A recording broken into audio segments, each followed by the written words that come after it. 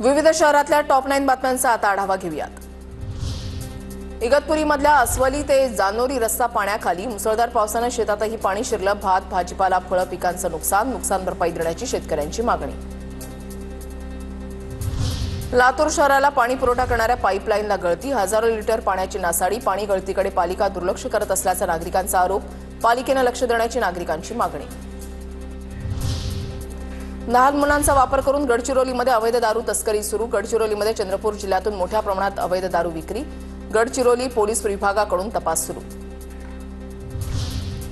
मालेगावमध्ये मनसे कार्यकर्ते आक्रमक, हिंदी भाषा सक्तीची न करण्याची मागणी। मुख्याध्यापकांची भेट घेत दिलं निवेदन। बीडच्या माजलगावमध्ये दारू विरोधात महिला आक्रमक। माजलगावच्या सिमरी पारगावमध्ये दारू विरोधात दुकानासमोरच महिलांचा ठिय्या। चंद्रपूरमध्ये साखरवाडी फाट्याजवळ दुचाकीने जाणाऱ्या व्यक्तीला अडून ऑनलाईन पैसे ट्रान्सफर करून लुटलं। चोरट्यानं अटक, 2 लाख रुपयांचा मुद्देमाल जप्त। ऋषिकेश आंबोलकर आणि अनुज महाजन असं आरोपींचं नाव।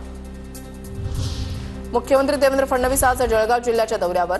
क्रांतिकारी ख्वाजाजी नाईकांचं स्मारक आणि संग्रहालयाचं देवेंद्र फडणवीसांच्या हस्ते उद्घाटन होणार। हिंदू, गोर, बंजारा आणि लबाना कुंभ प्रेरणा स्थळाच्या भूमिपूजन कार्यक्रमामध्ये फडणवीस सहभागी होणार।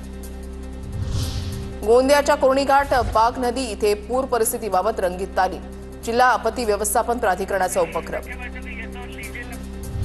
नाशिकमध्ये सायकलवारी पंढरपूरच्या दिशेने रवाना। सायकलवारीमधून सायबर गुन्हेगारीवर जनजागृती। गेल्या 13 वर्षांपासून पर्यावरणपूरक उपक्रम सुरू। सायकल रॅलीमध्ये शेकडो नागरिक सहभागी।